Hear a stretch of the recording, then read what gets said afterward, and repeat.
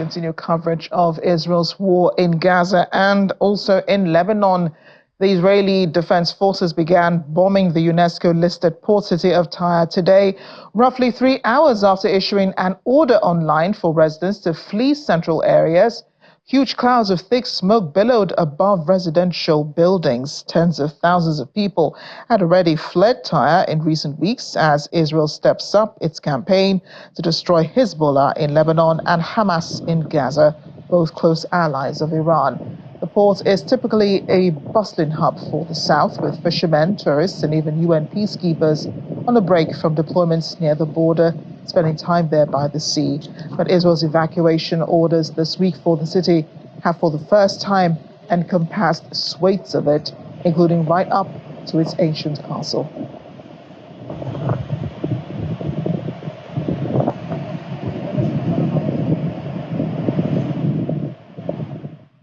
U.S. Secretary of State Antony Blinken says Israel has succeeded in ensuring there could be no repeat of the October 7, 2023 assault that triggered its campaign in Gaza and should be looking to bring home the remaining 101 Israeli and foreign hostages and end the fighting. He says now is the time to turn those successes into an enduring strategic success. Blinken repeated that the United States rejects any Israeli occupation of Gaza, and he's been assured by the Prime Minister that Israel has no such plans, despite pressure from many in his own party to allow settlers to return.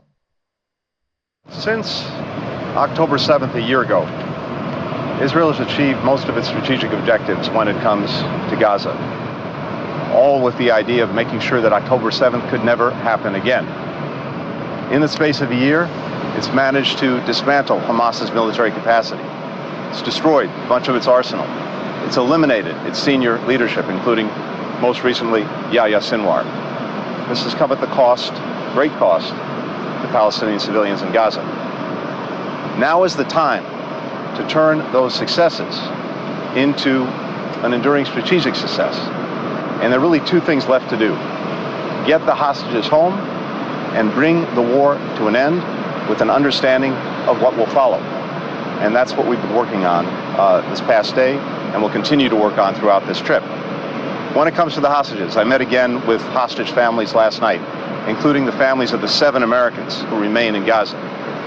And that reinforces once again for me and for all of us the urgency, the imperative of bringing them home, bringing all of them home. We talked about the plan that we've had on the table and the work that we're doing on that plan, looking at new frameworks and formulations as a possibility. We talked about the importance of determining whether Hamas is prepared to engage in moving forward. And the Egyptians, the Qataris are doing just that. But I believe that with Sinwar gone, because he was the primary obstacle to realizing a hostage agreement, there is a real opportunity to bring them home and to accomplish the objective. U.S. Secretary of State arrived in Riyadh this morning, greeted by Saudi officials and the ambassador of the United States to Saudi Arabia, Michael Ratney. He held talks with Foreign Minister Prince Faisal bin Farhan. They discussed the urgent need to end the Gaza war and release all hostages of Hamas, as well as ways of establishing security, governance, and reconstruction after the conflict. State media says Blinken also met Crown Prince Mohammed bin Salman, the de facto Saudi leader, without elaborating.